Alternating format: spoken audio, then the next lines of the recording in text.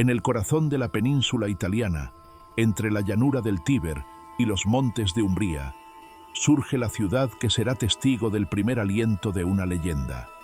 Allí, en la segunda mitad del siglo XII, nace el niño que la historia llamará Francisco. Todo en su entorno parece ordinario, pero en esa aparente normalidad ya arde la fricción de un destino que romperá su mundo. Registrado como Giovanni, pero llamado Francesco por su hogar lleno de telas francesas y ecos de otra cultura, el niño crece entre mercados ruidosos y voces en distintas lenguas. Aquel apodo, casi casual, se convertirá en ironía divina. El joven comerciante cosmopolita terminará despojándose de toda gloria terrenal. Asís no es solo piedra, es un campo de ambiciones donde los jóvenes sueñan con gloria, poder y reconocimiento.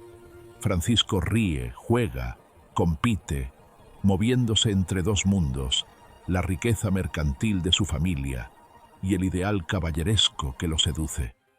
Cuando las tensiones con Perugia estallan, Francisco toma el camino que otros confunden con valor: la guerra. El estruendo, la derrota y la prisión derrumban sus sueños de gloria.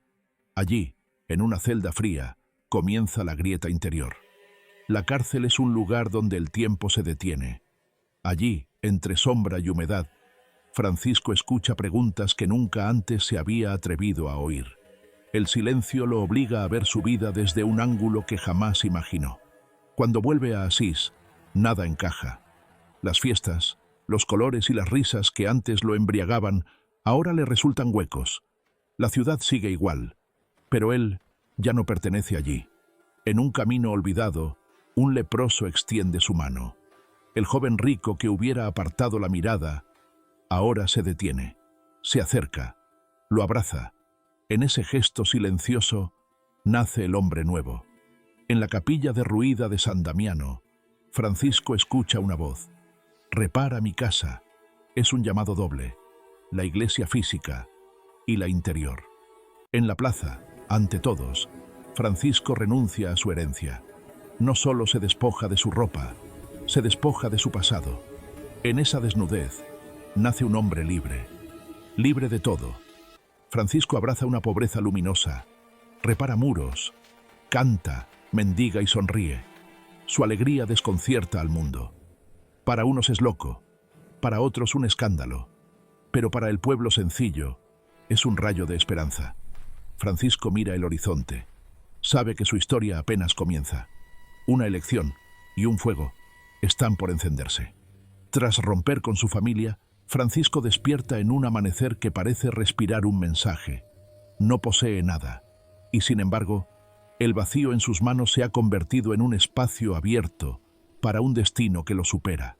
Lo que antes fue decisión personal, ahora empieza a convertirse en corriente. Comienza un fenómeno inesperado. Hombres inquietos, cansados de la violencia y del ruido de la riqueza, se acercan a Francisco con una pregunta silenciosa. Cada uno cree venir solo, pero en realidad están respondiendo a un llamado que no saben explicar.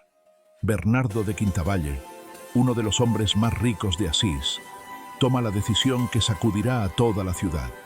Vende todo lo que posee y lo entrega a los pobres.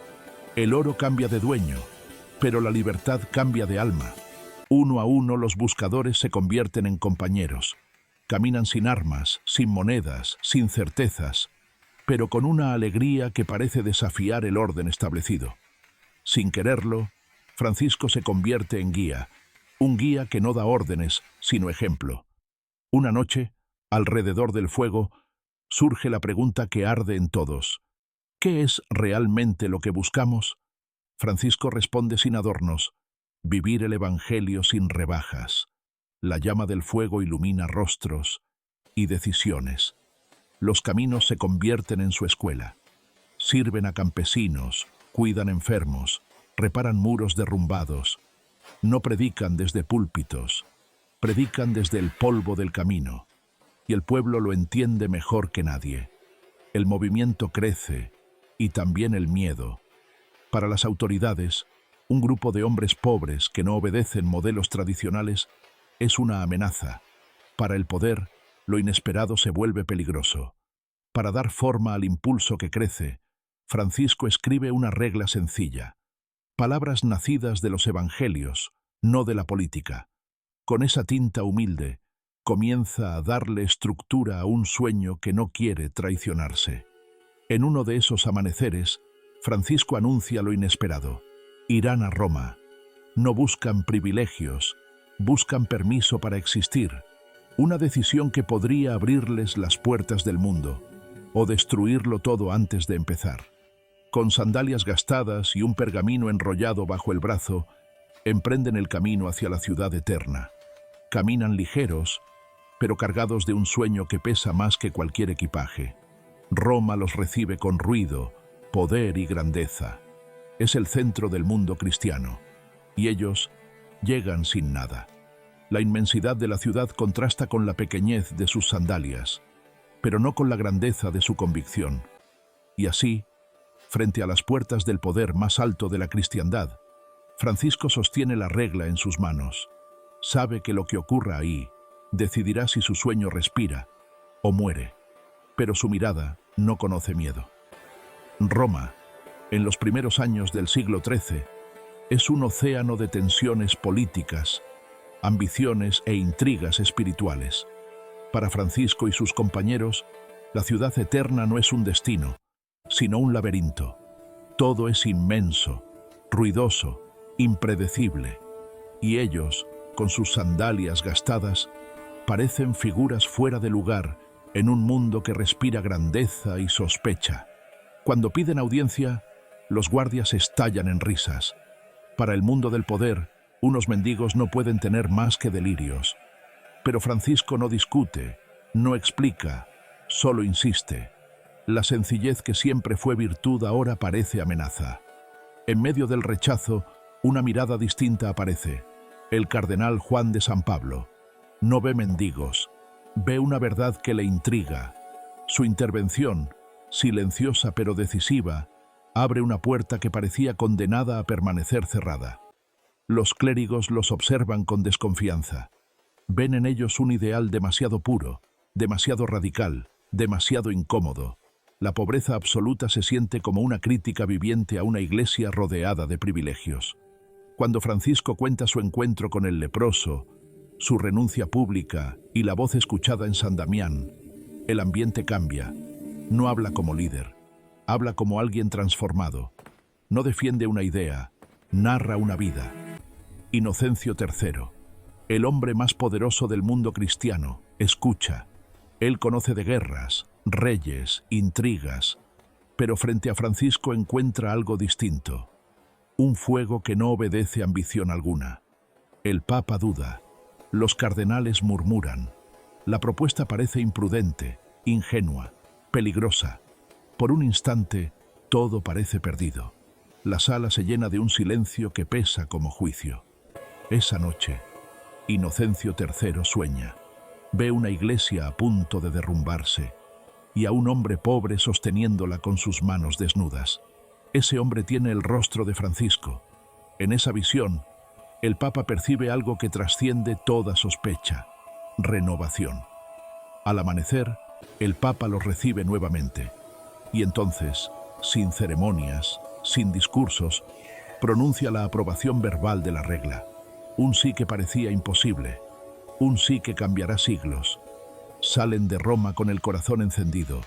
Ya no son unos mendigos sospechosos, son un movimiento aprobado, un mensaje vivo. Cada paso hacia Asís es una semilla que comienza a germinar. La noticia corre antes que ellos. Asís observa con mezcla de miedo, asombro y esperanza. Aquellos muchachos que parecían una excentricidad regresan con el sello de Roma. El movimiento crece, los pueblos lo reciben, los corazones responden, pero cuanto más se expande la luz, más larga se vuelve la sombra. Lo que comenzó como un pequeño fuego ahora amenaza estructuras mucho más grandes. Tras la aprobación del Papa, Francisco y sus hermanos regresan a la vida más simple. La gloria que el mundo podría ver, ellos la convierten en polvo entre los dedos. Caminan cantando, mendigando, sirviendo, como si el sí de Roma fuera solo un recordatorio de que lo esencial sigue intacto. En medio del bosque, descubren una pequeña capilla olvidada, la Porciúncula, abandonada, rota, devorada por el tiempo. Pero para ellos es tierra sagrada. Francisco la limpia, la repara y la convierte en el corazón palpitante de un sueño que ya respira como hermandad. Los habitantes de Asís observan a los hermanos con una mezcla de risa y desconcierto. ¿Cómo pueden alegrarse haciendo trabajos que nadie quiere? ¿Por qué parecen más ricos que los ricos, viviendo con nada? Francisco lo sabe. La verdadera libertad no es lo que posees, sino lo que sueltas. En esta comunidad nadie manda, nadie destaca, nadie vale más que otro. Francisco rehúye cualquier título, cualquier poder, cualquier pedestal.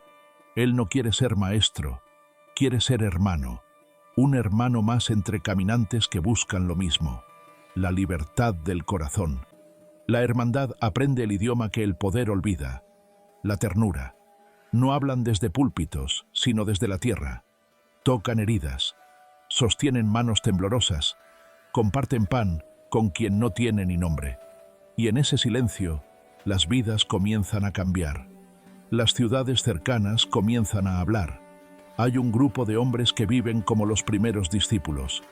Hay un muchacho que dejó todo y ahora hace temblar certezas.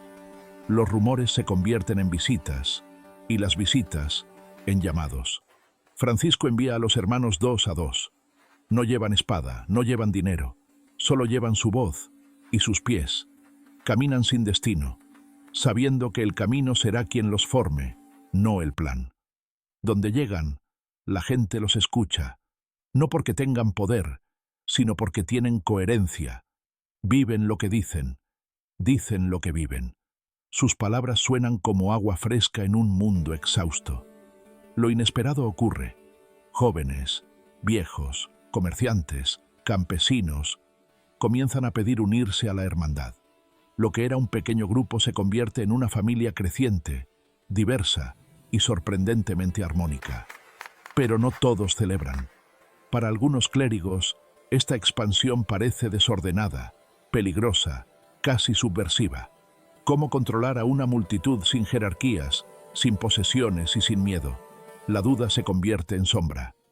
En las noches, los hermanos cantan. No cantan para atraer, cantan porque la alegría no les cabe en el pecho. Su canto sube entre los árboles del bosque y parece mezclar lo humano con lo sagrado. La hermandad ya no es una chispa, es una llama viva, y esa llama, que arde sin quemar, se prepara para iluminar caminos que aún no imaginan. Lo que viene será más grande, más profundo, más desafiante. Mientras la hermandad florece, una sombra se filtra por las colinas de Asís. Los tambores de guerra vuelven a sonar. Las ciudades italianas, heridas por orgullo y poder, levantan espadas que nunca terminan de descansar. Francisco, que un día soñó con la gloria militar, ahora siente un escalofrío. El mundo vuelve a arder, justo cuando su espíritu comienza a encontrar paz. Las familias temen, los caminos se vacían, las miradas se vuelven rápidas, nerviosas. Es como si un antiguo fantasma regresara para reclamar su tributo. Y Francisco observa, no desde la épica, sino desde la compasión. Algunos hermanos le preguntan si deben intervenir, si deben marchar, si deben hablar. Francisco respira hondo, sabe que la paz no se impone, se vive, y decide que su respuesta no será un discurso, sino un gesto. En medio de un cruce de caminos, dos grupos de hombres empiezan a gritarse. La tensión sube como fuego seco. Entonces Francisco entra, sin armas, sin miedo. No dice nada, simplemente se coloca entre ellos. El silencio que provoca vale más que 1000 sermones. Aunque la pelea se contiene, el odio sigue vibrando en el aire. Francisco comprende que la violencia no termina cuando bajan las espadas, sino cuando sanan las heridas invisibles. Esa noche, Francisco habla a los hermanos sobre el amor que desarma, sobre el perdón que libera, sobre la valentía de no responder golpe por golpe. Sus palabras no suenan como teoría, suenan como verdad vivida. Cuando las tensiones crecen, muchos buscan refugio. Los hermanos, en cambio, buscan servir. Acompañan heridos, alimentan hambrientos, secan lágrimas. Donde otros ven caos, ellos ven oportunidad de amar. En un atardecer lleno de polvo y cansancio, Francisco abraza a un soldado llorando. Un hombre curtido en guerras se quiebra en sus brazos. A veces, la batalla más grande es la que ocurre dentro. Los rumores vuelan. Ese fraile que detiene peleas. Ese hermano que ha tocado el corazón de un soldado. Las historias viajan más rápido que las banderas. Y con cada relato, una semilla de paz germina en un mundo que apenas recuerda cómo hacerlo. Pero no todos celebran. Algunos acusan a Francisco de ingenuo. Otros lo llaman irresponsable. Incluso algunos hermanos sienten miedo. La paz no siempre es comprendida y a veces incomoda más que la guerra. En medio de la confusión, Francisco se retira a orar. No busca respuestas fáciles, busca un corazón firme y en ese silencio profundo encuentra la convicción de seguir adelante, aunque tiemble el mundo. La guerra no desaparecerá de la noche a la mañana, pero algo ha empezado a cambiar. En medio de un tiempo de espadas, surge una hermandad que cree en un fuego distinto, uno que ilumina sin quemar, y ese fuego apenas está comenzando a arder. Mientras la hermandad continúa expandiéndose, un nuevo nombre comienza a murmurar entre los muros de Asís. Clara, hija de una familia noble, educada entre sedas y lino, pero con un corazón que tiembla al escuchar las historias del joven Francisco. Clara escucha rumores de una pequeña hermandad que vive sin posesiones y canta bajo los árboles. Para muchos suena a locura, para ella suena a verdad. Una mañana de primavera, Clara se acerca a escuchar a Francisco predicar. No hay altavoz, ni estrado, ni discurso preparado, solo un hombre hablando desde el corazón, y en ese instante, algo en ella despierta como una chispa que reconoce su fuego. Pero la decisión no es fácil. Su familia tiene planes para ella. Matrimonio, riqueza, prestigio. Cada uno de esos caminos brilla, pero no ilumina. Clara siente un llamado que la desordena por dentro, un impulso que la empuja hacia lo inesperado. En la noche del Domingo de Ramos, Clara toma una decisión que rompe con su historia: huir. No por rebeldía, sino por fidelidad a una voz interior que ya no puede ignorar. Con el corazón golpeando en el pecho, Clara llega a la Porciúncula. No es recibida con ceremonia, sino con sencillez. Francisco, al verla, comprende que algo inmenso acaba de comenzar. En un gesto solemne y radical, Clara entrega su cabello y su riqueza. Deja atrás su vida noble para abrazar la pobreza como libertad. No es abandono, es nacimiento. Cuando su familia descubre la huida, estalla la tormenta. Gritos, amenazas, reclamos. Para ellos, Clara ha cometido una locura.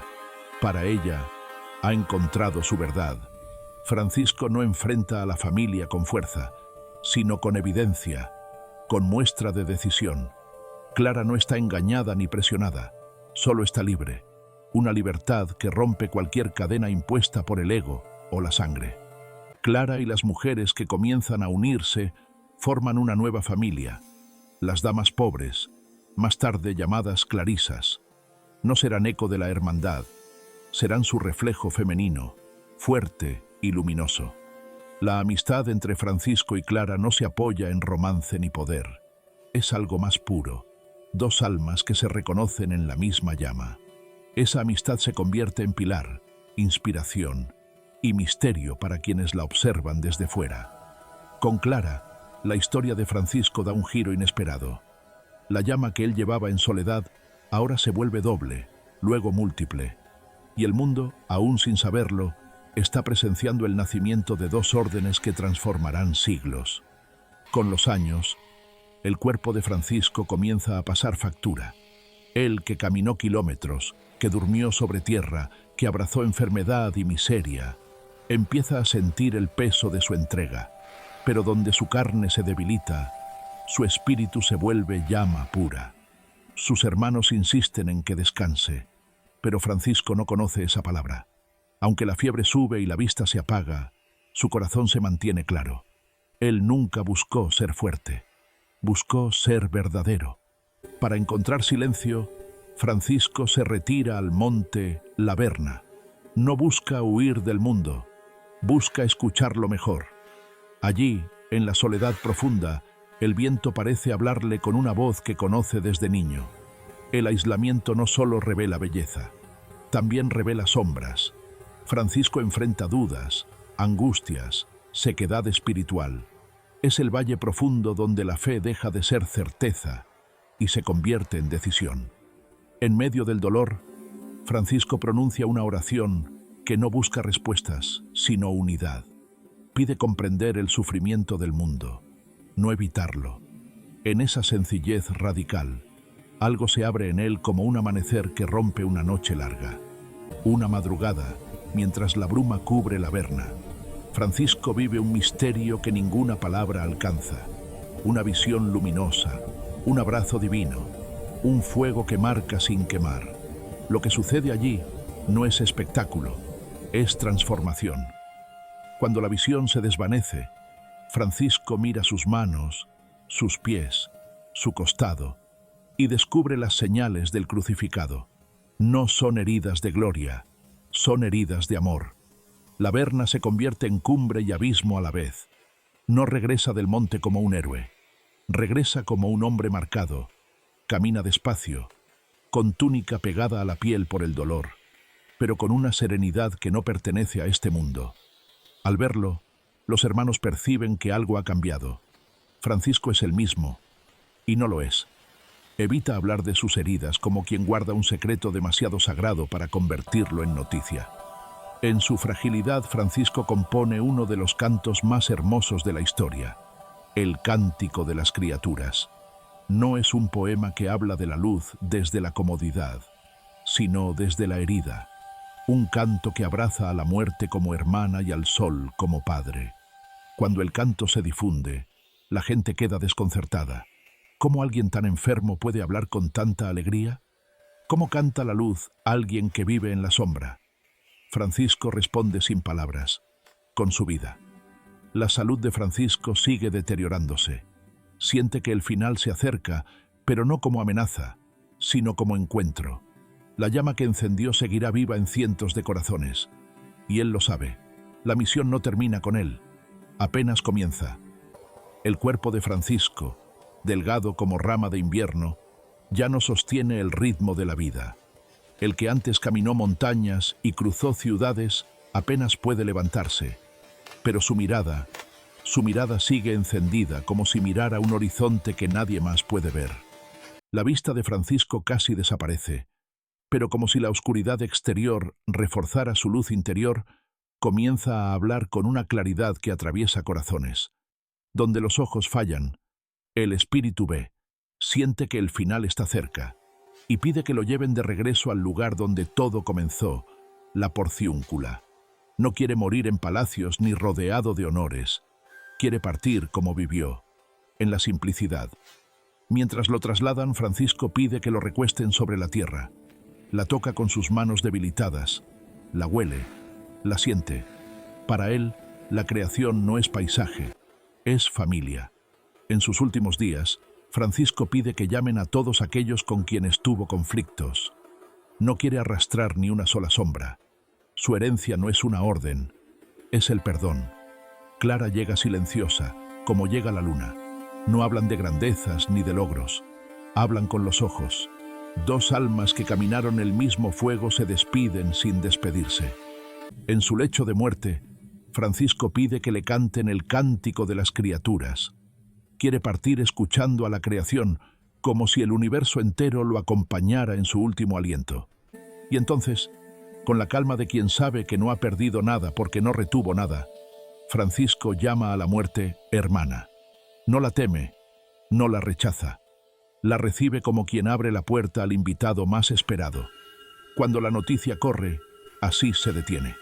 Campanas, llantos, silencios.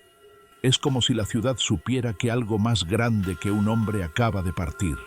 No murió un fraile, murió una llama. Su cuerpo es llevado en procesión, pero el aire parece más ligero, no más pesado.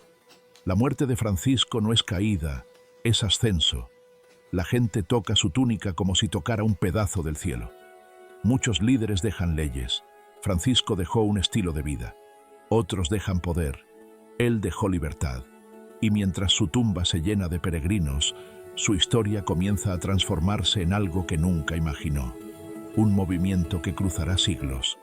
Francisco murió como vivió, ligero, sencillo, luminoso. Y si aún hoy su nombre sigue encendiendo corazones, es porque las llamas verdaderas no consumen, revelan.